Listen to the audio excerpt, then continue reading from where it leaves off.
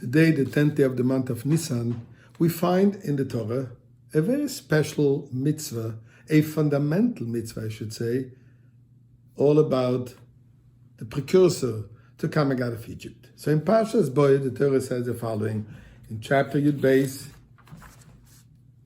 right in the beginning of the chapter of Perek Yud Beis, it says, speaking about the month of Nisan is the first month, and then it says, Dabra al kol adat Yisrael leimoyer, speak to all the Jewish people. Be'ersol HaChodesh hazeh, on the 10th day of that month, that is today. V'yikru lehem ish seh lebeisov v'sel habois, every person should take a lamb to a family, a lamb per household. Now, if one lamb is too much for a household, join with neighbors, make it into a group event, a community event. What does it be? And then, you should hold on to it till the 14th day of this month. And then you will sacrifice it. You will take some of the blood, sprinkle it on the doorpost. The night, and that night you will eat that meat. How? Tzli eish, broiled, grilled meat, together with the matzahs and the maror. Don't cook it. Don't prepare it in any other way. Ki im tzli eish, it should be broiled, roishoy al krov val kirboy, in its entirety. Don't leave anything over. Everything has to be eaten. So that was the mitzvah that we call the mitzvah of Korban Pesach, the Paschal Lamb. Now let's get a little bit of an understanding what this represents and why was that so important. Let's think for a moment. The Jews were at that time slaves for 210 years. Notwithstanding all the great miracles, they could still not leave Egypt. They were still slaves.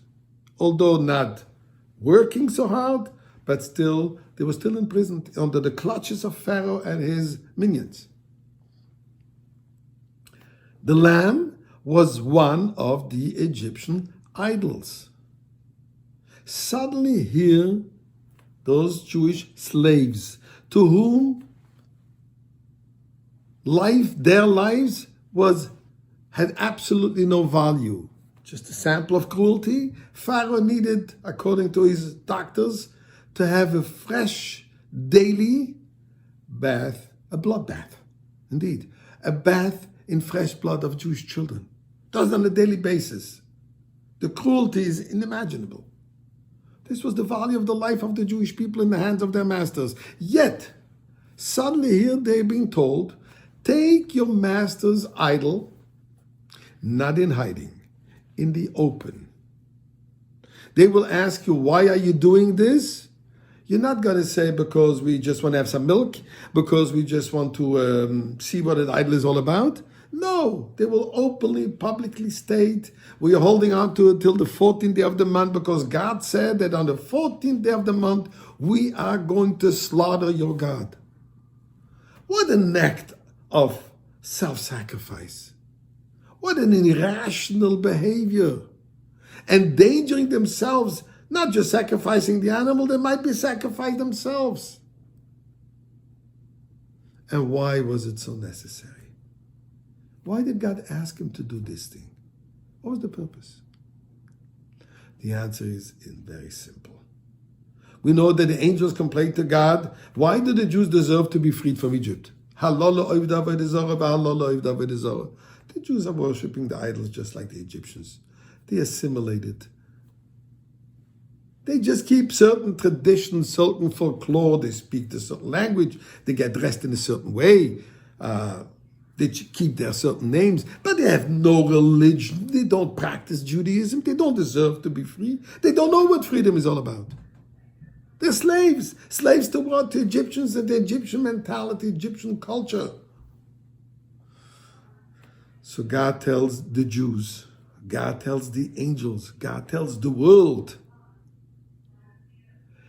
Externally, they might look like Egyptians. But when you ask them to act on behalf of God himself, they do so. And they're ready to sacrifice their lives for it. Why? Because the inner infinite core of the Jew is a Jew, a neshama. This is what God revealed through that commandment of the Korban Pesach, that we are a free people. We are a people that knows how to commit to godliness. Given the right opportunity, given the right education, we will do what we're supposed to, even to the detriment of our own lives, even endangering our own lives. This is what happened on the 10th of Nisan. So today is the day when we showed to God, and we show today to God the same thing. We are completely, fully committed and connected. And as such, let us all celebrate today in the Beis Hamikdash.